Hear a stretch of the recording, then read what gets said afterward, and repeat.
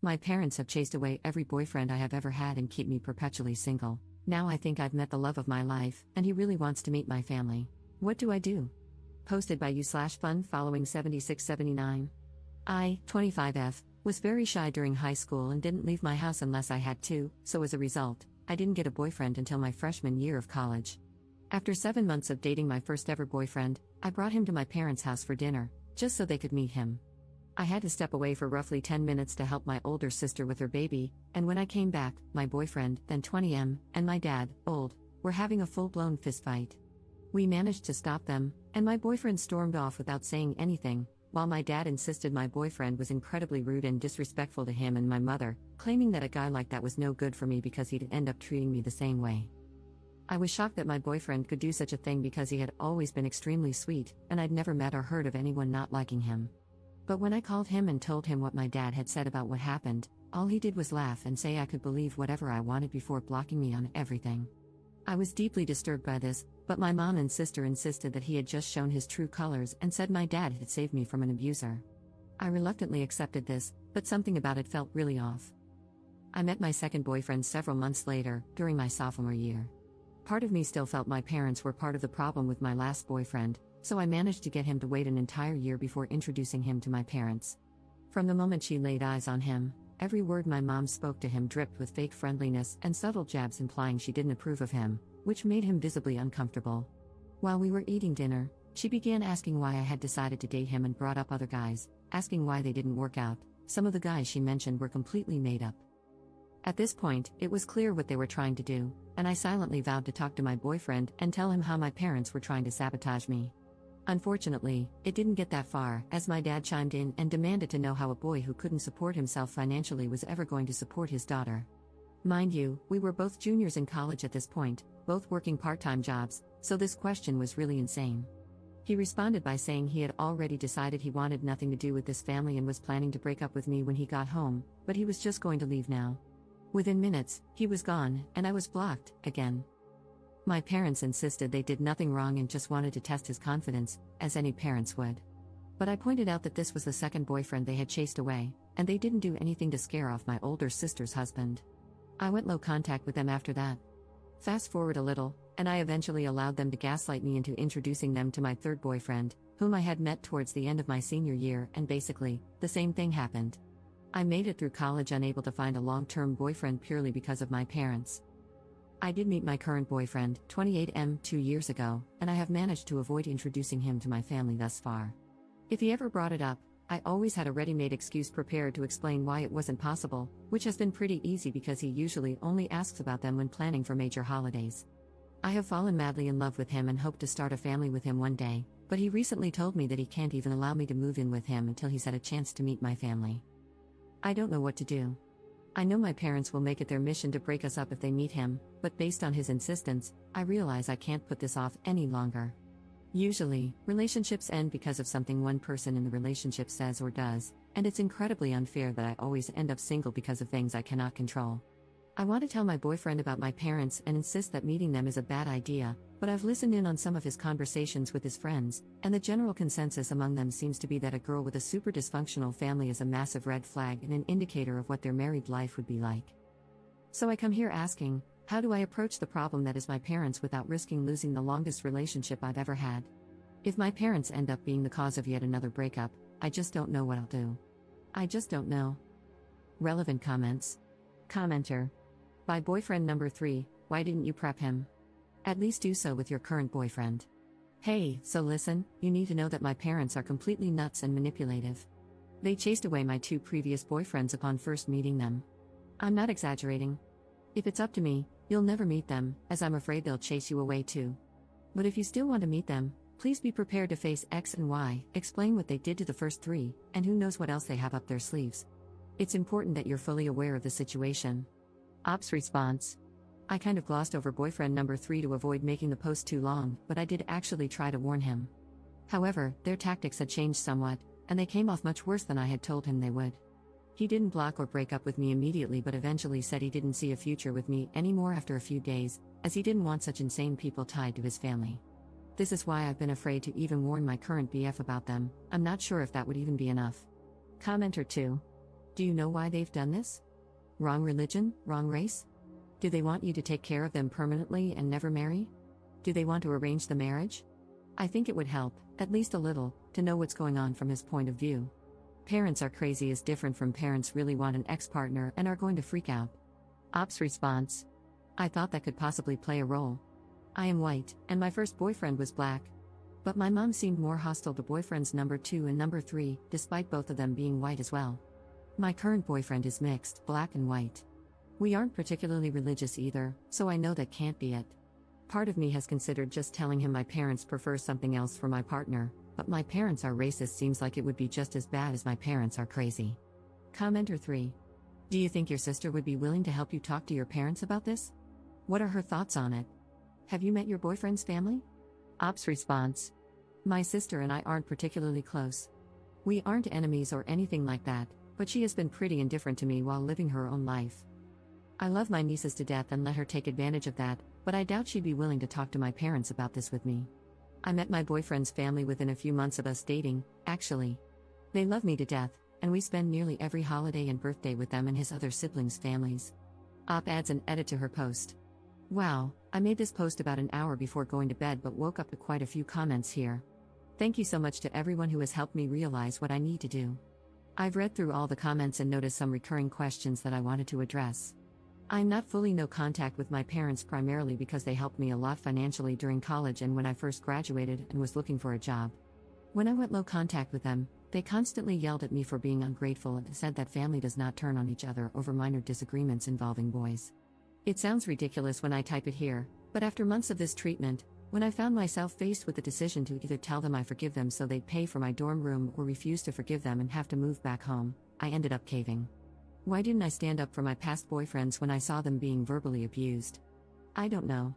I've never been allowed to talk back to my parents, so the thought of calling them out while we had company over wasn't something I realized I could do, I guess. My arguments with them after they ran off boyfriends 2 and 3 were the only times I've ever come into full conflict with them in my entire life.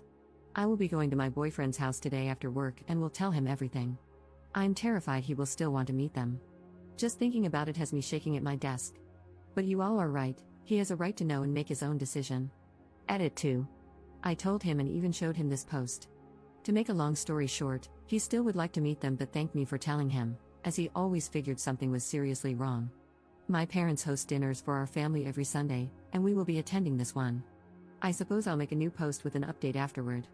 Update 5 days later. I meant to make this update a lot sooner, but since my last post, a lot has happened. I truly appreciate all the comments I received calling me out for hiding my parents' insanity from my boyfriend and encouraging me to be honest with him. My boyfriend is pretty involved now, so I guess I should give him a fake name. I'll call him Ethan. I sat Ethan down and told him about my parents and how they had run off my previous boyfriends, before showing him my original post, as many recommended. Fortunately, he didn't seem to care that I hadn't told him, but he did agree with many commenters that my parents were more than just insane, they were outright abusive. Although he understood how I felt, he still said he would like to meet them, both to see it for himself and because he felt there was an underlying reason for their behavior. My parents host family dinner every Sunday, which I've been attending on the weeks I'm not hanging out with Ethan, so we agreed he would come to the next one. When Sunday came and we arrived at my parents' house, my anxiety was through the roof.